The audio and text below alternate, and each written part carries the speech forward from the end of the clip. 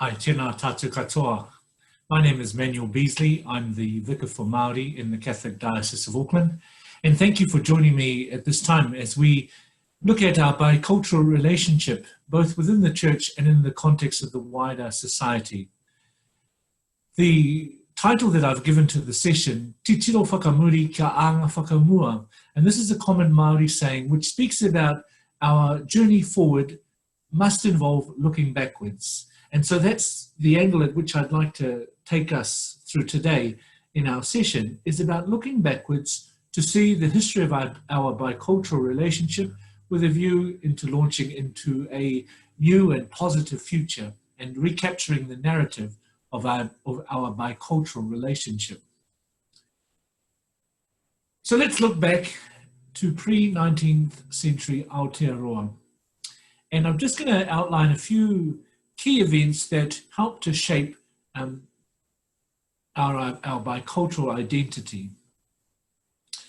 So we go way back, right into the depths of time, and the legend that is told in Māori communities is that Maui fishes up the North Island, and as children we've learned those stories of Maui, a great character in the legends of Māori, and in this particular version or this particular episode of Maui's life, he goes out fishing with his brothers secretly, and as a result, further in the story, Maui is responsible for fishing up the North Island, and it's called Te Ika a Maui. In and about the year 950 AD to about 1000 AD, Kupe discovers Aotearoa. Kupe is a great figure in Māori history, known for his exploits throughout the Pacific, and in particular for his discovery of Aotearoa. And as they come near to land, it's Kupe's wife who utters the phrase, he Aotearoa, in which we get the name Aotearoa. It's not exactly the land of the long white cloud, but it is, he ao, there's land, and te was an ancient word for, white, and roa, meaning long. So the long white land, as it were. Then, following Kupe's discovery of Aotearoa, migration of the Polynesian peoples to New Zealand occurred between the years of 1000 and 1400 AD.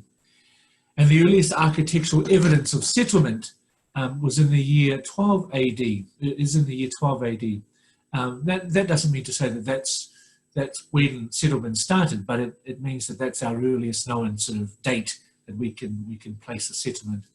For those of you that might be familiar with Ihu Mātau here in Auckland, and the controversy and the concerns that have been raised about the land at Te Ihu Mātau, there are several reasons, or several cultural significant reasons, for the settlement there, or rather the occupation of the site there. And one of them is that that's one of the earliest known settlements of Māori in the country.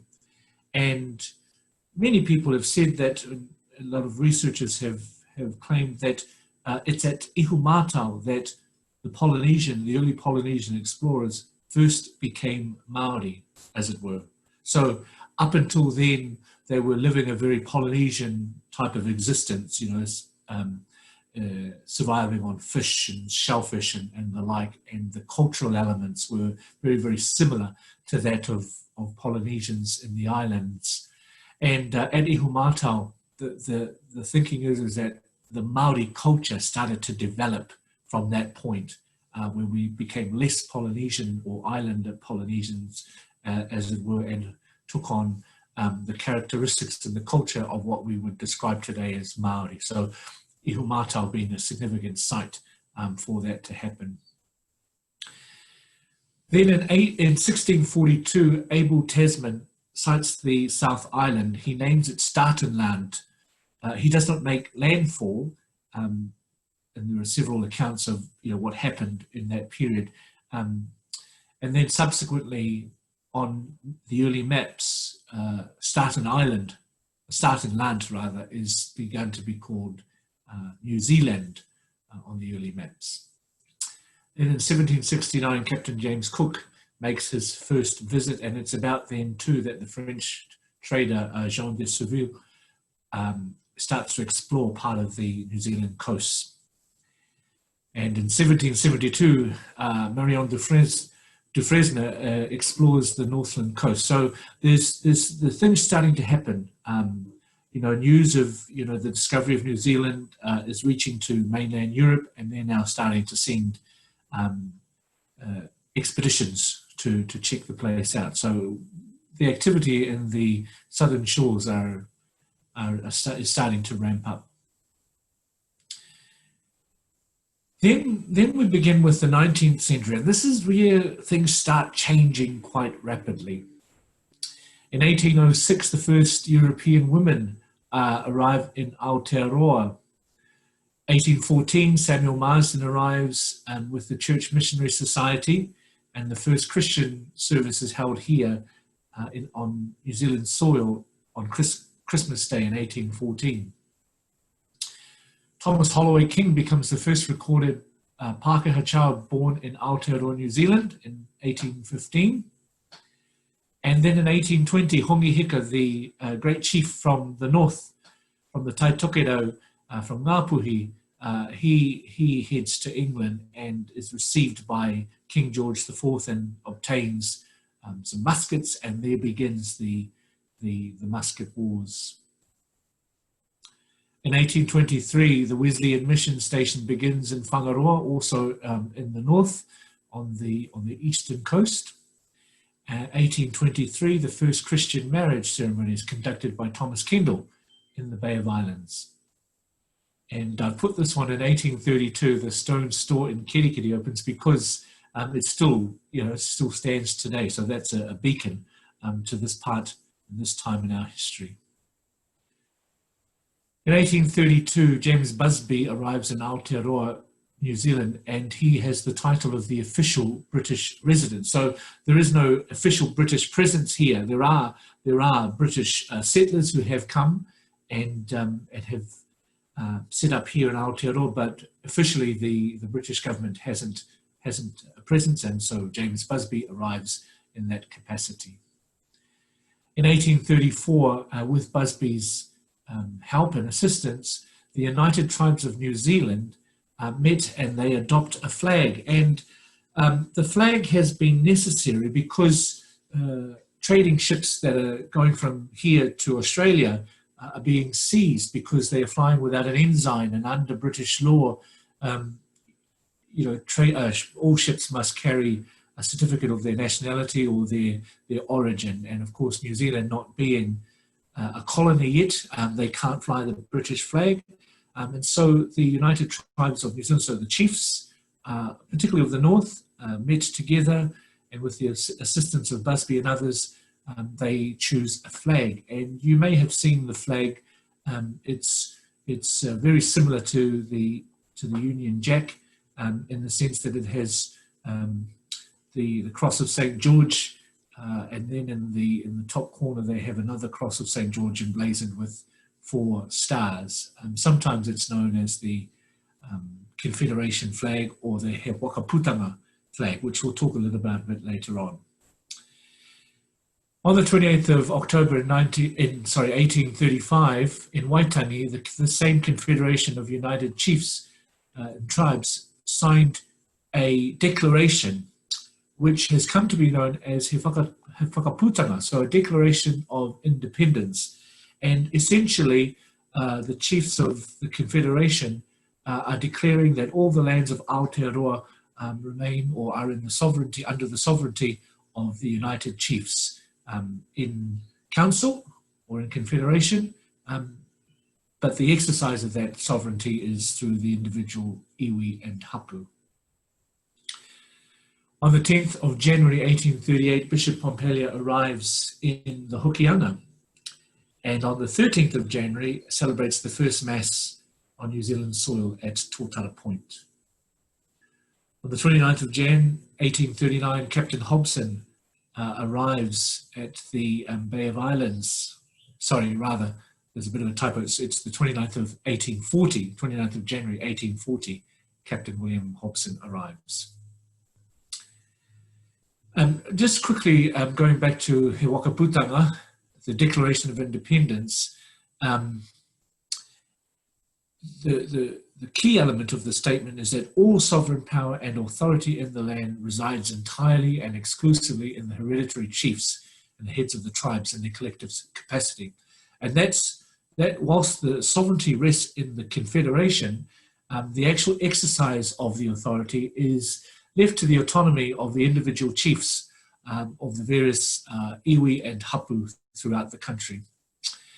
The He Whakaputanga, the document, was sent to King William IV, and the chiefs were asking for the protection of the king of this new state, to which he grants that request in 1836.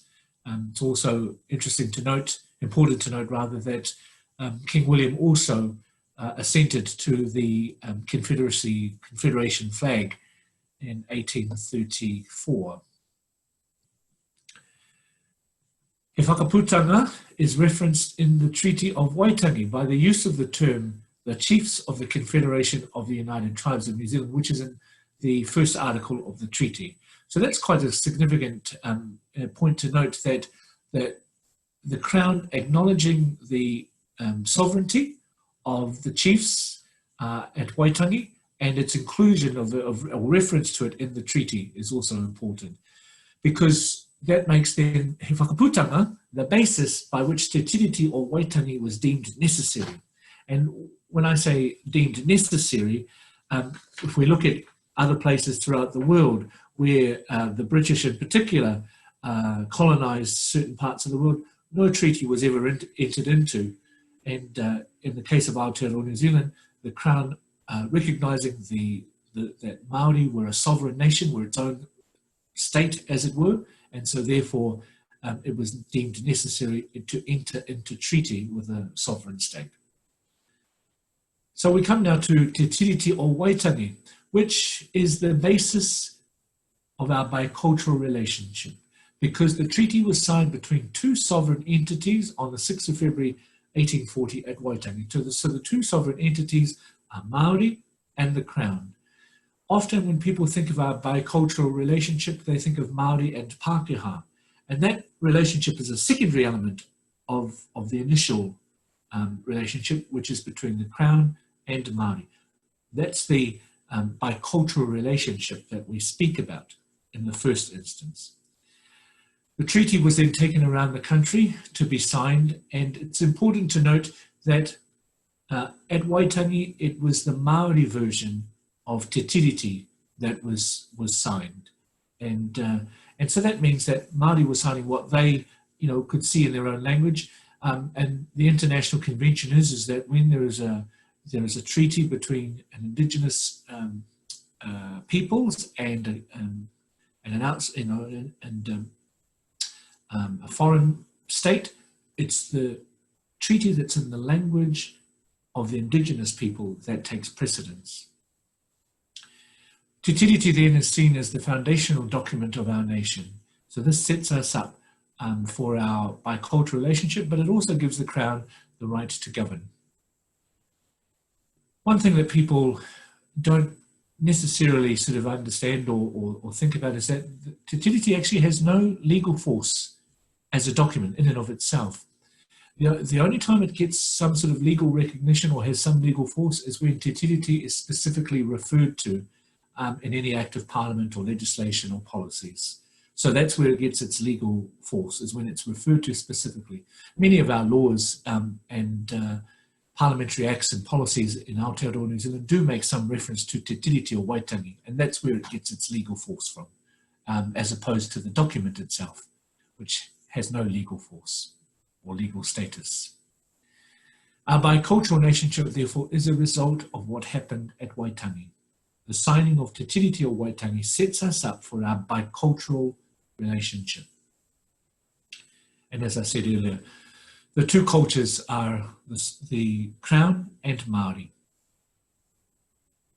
So ethnic culture then is a secondary element of our bicultural relationship, except that Te Tiriti o Waitangi guarantees Māori the right and the responsibility to exercise tino Rangatiratanga, or the right to possess and to manage all of their taonga, of which Māori culture, tikanga Māori, and te reo Māori and wairua Māori and everything else would be seen as a taonga, as a treasure. So whilst we say that the bicultural relationship isn't firstly about ethnic culture, it's about two sovereign peoples entering into a treaty. What Te Tiriti o Waitangi does do, though, it guarantees the protection of Māori culture. Okay? So now we've sort of looked back, let's start now looking forward, and the idea of recapturing this narrative about our bicultural relationship. And one of the things is that we look back to Te Tiriti o Waitangi, and Te Tiriti conferred rights and responsibilities on both sides, and we are obliged to work towards a sense of equity. For example, Te Tiriti o Waitangi gave the right of the Crown to govern. Te Tiriti o Waitangi also obliged Māori to be responsible in respecting, or they have a responsibility to respect the right of the Crown to govern. Te Tiriti o Waitangi gave Māori the right to manage and to possess and to control their own affairs and their own taonga, as it were. The Crown, therefore, has a responsibility to ensure that Māori can do that, can exercise tino Rangatiratanga over their taonga. So Te Tiriti gave us both rights and responsibilities, and we need to sort of, go back to those and start to take on those rights and responsibilities anew. For many Māori, Te Tiriti o Waitangi is far greater than the sum total of its words. So it's quite a short document, and it was put together relatively hastily in 1840. But for many Māori, they see Te Tiriti as having a far greater meaning than what it actually says in its words. And we talk about sometimes the spirit of Te Tiriti because of what it was hoped for in its original signing.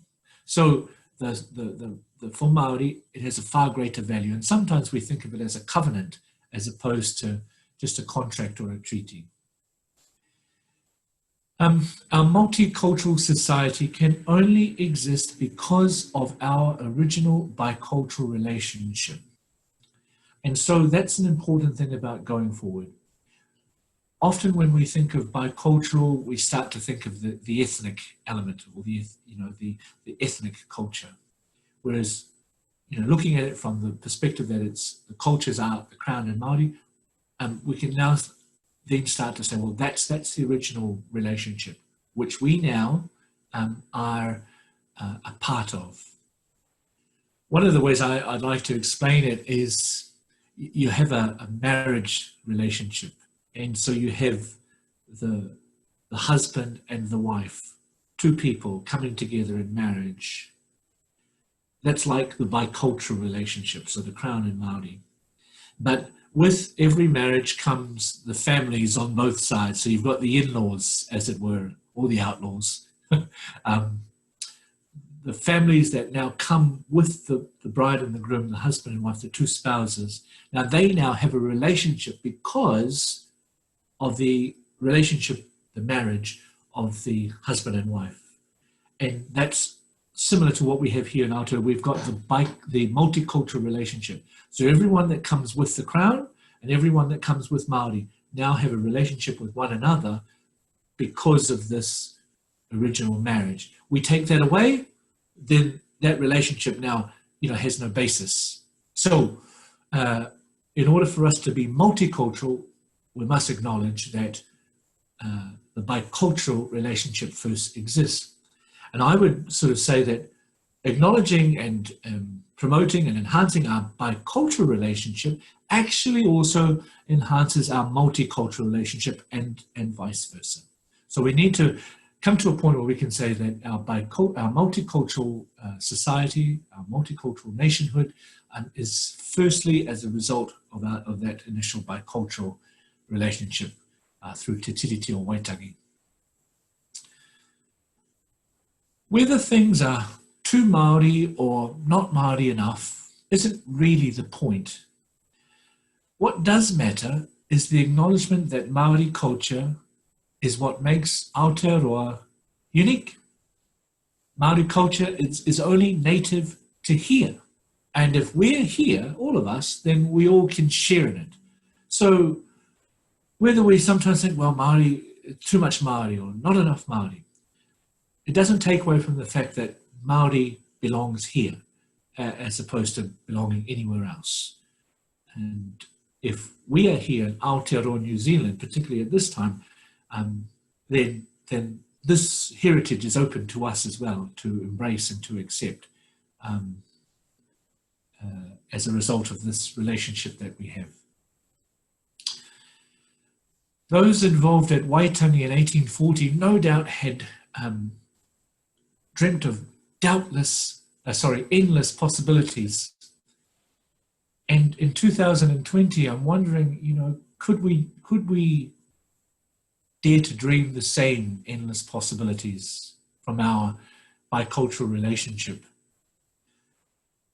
I'd imagine that, everyone involved at Waitangi in 1840, the sealers, the whalers, the traders, the settlers, the missionaries, all those people, Māori, that were involved in, could think of, the endless possibilities. Let's start this relationship. Let's formalize this relationships, and we can build on it from here. And we're going to prosper, and we're going to be able to live in peace, and we're going to be able to look after our families, and so forth and so on. So there was this promise, if you like, or the sense of hope that things were going to be great for us. And let's probably go back to that and say, well, through Te Tiriti o Waitangi, everyone can get something out of it. And that's what I'd like to sort of start for us to sort of espouse as we go forward. Remembering that we have only another 20 years until 2040, which is 200 years since the signing of Te Tiriti o Waitangi. What is it that we want to have achieved by our nation's bicentenary? When we talk about principles of Te Tiriti o Waitangi, we have been speaking about the 3 Ps of protection, partnership, and participation. And just recently in 2019, the Waitangi Tribunal, in its report on Hauora, an inquiry into significant health issues, expanded on the 3 Ps a little bit and gave us some expanded or some different arrangement of the principles of Te Tiriti o Waitangi. One of the things to note is that generally it's the Waitangi Tribunal who are responsible for creating the official principles of Te Tiriti o Waitangi, which is used by government. But no doubt, many businesses, agencies, organizations, schools, and whatever have their own principles of Te Tiriti. So I just want to very quickly just touch on these principles that have been revised by the Waitangi Tribunal. The first of them is this guarantee of Rangatiratanga. So from Article 2, Māori were promised, were guaranteed the right to possess, to manage and control the things that are of value to them: land, fisheries, forestries, and other taonga such as spirituality, language, and culture. And in order to do this, it's Māori who should be given the autonomy to do this. In essence, Māori know what's best for Māori. The next is the principle of equity. The Waitangi Tribunal approved the WHO's definition of equity when it says that equity is the absence of avoidable or remedial differences among groups of people, whether those groups are defined socially, economically, demographically, or geographically. So essentially, equity is not just about reducing disparities, it involves the bigger goal of equitable outcomes. So in this regard, Māori will need more support in order to achieve those equitable outcomes, not because there's a preference for Māori, but it's an acknowledgement that Māori represent some of the lowest, or on the bottom of some of the statistics regarding things like health, education, employment, and so on. And so therefore more will be needed to get Māori to an equitable position. The principle of active protection, again stemming from Article 2 of Te Tiriti, Māori should be able to make decisions on what positively impacts on their whānau, their hapu, and their iwi. And then the Crown has a responsibility to ensure that mechanisms are in place so that Māori can do that. A one-size-fits-all approach will not work for Māori, because Māori, as we've seen, have a range of concerns and issues that affect Māori, and they will be managed in a way that best suits individual whānau, iwi, and hapu. And so this principle of active protection allows Māori to do that. The partnership element of the 3 Ps has survived, in a sense, and that really speaks about Māori being involved in all levels of decision-making processes. Because if decisions are to be made for Māori, they need to be a part of them, as opposed to just being the recipients of a decision that someone else has made. And so the sense of partnership in those decision-making processes needs to be considered. And finally, the principle of having options. And this really stems from Article 2 and 3 of Te Tiriti about tino rangatiratanga and equity, in the sense that where there is a kaupapa Māori option, Māori should feel free to take that option and not feel disadvantaged for taking it, as it were. So, for example, in choosing to send your Māori, choosing to send their children to a kura kaupapa Māori, so Māori immersion school, that immersion school then should be funded by the Crown to the same extent as what state schools are funded, and so forth and so on. So the choice of sending your child to a kura kaupapa Māori isn't, you aren't being disadvantaged because they're not funded to the same level as a state school. And so that's what this sort of concept is about, that Māori having the options to choose kaupapa Māori or mainstream, whatever, without being disadvantaged for either or.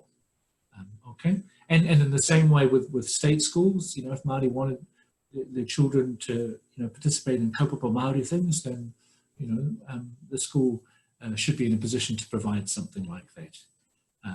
Now that's the ideal, and we can, we're not there yet, but that's the sort of thing that this principle of options talks about. So now I'd just like to spend a few moments speaking about what it is to be a bicultural church. And in the Diocese of Auckland, the 1989 Synod resolved that the church in Auckland would be committed to being a bicultural church and upholding te tiriti o Waitangi. I suppose in practical terms, what that has meant for us as a diocese is that since then,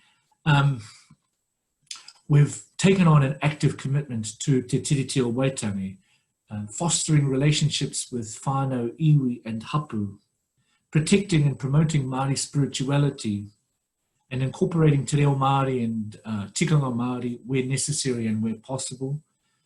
These things are, for us anyway, are a journey rather than a destination. I don't think we'll ever arrive. It's my personal view on it, that we won't ever arrive at this thing called biculturalism, but we're always going to be on a journey, and that's very good, because that means that it's alive, as it were, that it's it grows up anew each successive generation, and each successive generation is called to live this bicultural commitment out, which may be different to what their parents and grandparents or other generations have done so, because it's a living, breathing thing. And so this commitment to being a bicultural church in the Diocese of Auckland is very admirable. The statement from Pope John Paul II when he was in Aotearoa in 1986, the peoples coming from Europe and more recently from Asia have come to a land already marked by a rich and ancient heritage, and they are called to respect and foster that heritage as a unique and essential element of the identity of this country. So Pope John Paul affirming Māori and the unique place that Māori have here in Aotearoa for generations and for centuries, and now calling on Māori people to share of that culture, to make up the fabric and the richness of the identity of our country. The New Zealand Catholic bishops in the 1990 commemoration statement says, with the tradition and teaching of the Church, we affirm that the right of the first occupants to land and a social and political organization, which would allow them to preserve their cultural identity while remaining open to others, must be guaranteed. And so the bishops affirming the right of Māori to be Māori and to possess, to manage and to control all their taonga, and that then is placed at the service of the entire church and the country. The 2020 plan, Beacon Plan for Catholic Education in New Zealand says that a practical commitment to achieving positive bicultural relationships with Māori and a practical commitment to developing a resilient multicultural society. And I just think that, as we move into the teaching of New Zealand history in our schools, that special attention is paid to what is taught and how New Zealand history is taught. Māori have a very unique way of telling history. For example, one version or a Western version of speaking of history might say that Governor Grey rode into Auckland riding on a horse, and Māori would probably say Governor Grey rode into Auckland riding on his horse named Edward, as it were. So the naming of the horse is quite an important element to Māori. So my hope is that when those who are responsible for the New Zealand history curriculum come to put in place that curriculum, that they would look at those sorts of things as well. Another thing about our schools is that a lot of our children are embracing Te Reo Māori, and in this past Te Reo Māori Language Week, we've seen children from our schools who are expressing themselves with Māori greetings, who are learning the colours of Māori in Māori, the days of the week in Māori, and all sorts of things. And my hope is that that will continue, because this language is all of ours. As an official language of Aotearoa New Zealand, it belongs to all of us. And that's a wonderful thing. So, kia anga whakamua, going forward. Georgina Stewart from AUT speaks about this thing called the Intercultural Hyphen. And what's meant by that? Well, if you take a look at these identity terms, Māori and the Crown, Māori and the Church, Māori business, Māori and NGOs, they are joined by a hyphen. And Georgina proposes that this hyphen be seen as the intercultural hyphen. And it's sort of symbolic of a bridge. It's the bridge that joins the gap between two peoples or two elements. And as a result of this, it really does take on the form or symbolizes something new, something that's not already in either side. So Māori and the Crown, the intercultural hyphen, means that we have the potential to make something new, which doesn't already exist. And that's a really hopeful thing for me, that when we think of this intercultural hyphen, we can create something new. And then the last example I have here, and there are many others, but the last one is Māori and me. What's my relationship with Māori? Because everyone here in Aotearoa who comes, as a result of the Crown, are therefore he tangata tiriti, or a treaty partner. And so I'd encourage all of us to examine that relationship. My relationship with Māori, if you are non-Māori, but also for Māori, to examine my relationship with all of you, everyone else. And that intercultural hyphen means that we can create something new. Can we look to creating something new in Aotearoa, New Zealand? Obviously, there will be some difficulties and some challenges along the way, but just as the intercultural hyphen is a symbolic bridge, sometimes we just need to do the proverbial and get over it. So thank you very much for joining me this afternoon, or wherever you are and whatever time of day it is, and sharing this with you.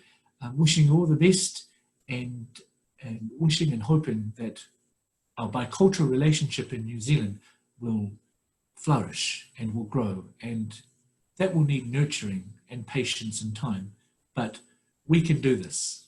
No reira, tēnā koutou, tēnā koutou, tēnā koutou katoa.